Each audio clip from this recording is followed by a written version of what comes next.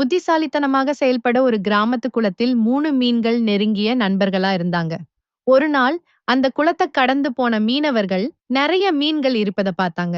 ஒரு மீனவர், இந்த குளத்துல எவ்ளோ மீன் இருக்கு பாருங்க. இப்ப மாலை ஆயிடுச்சு. நாளைக்கு காலையில வந்து எல்லாத்தையும் பிடிச்சிடலாம்னு சொன்னாரு.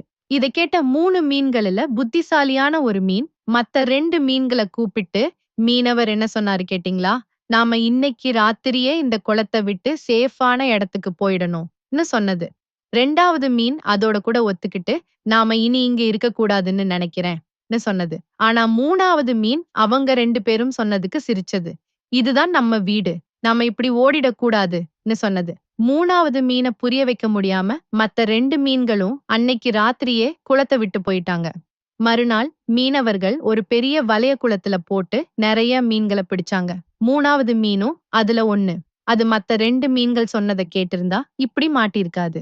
நீதி: பிரச்சனைகளை தவிர்க்க புத்திசாலித்தனமா யோசிச்சு செயல்படணும். Act wisely. 3 fish were close friends living in a village pond. One day, some fishermen passing by the pond noticed many fish.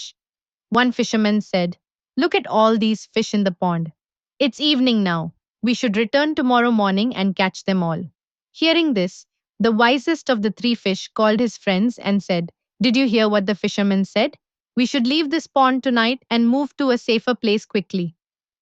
The second fish agreed and said, "We shouldn't stay here any longer." But the third fish laughed at their concerns, saying, "This is our home. We shouldn't run away like this."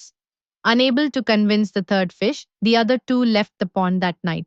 The next day, the fisherman cast a large net in the pond and caught many fish, including the third fish. If it had listened to its friends, it wouldn't have been caught. Moral: think and act wisely to avoid problems.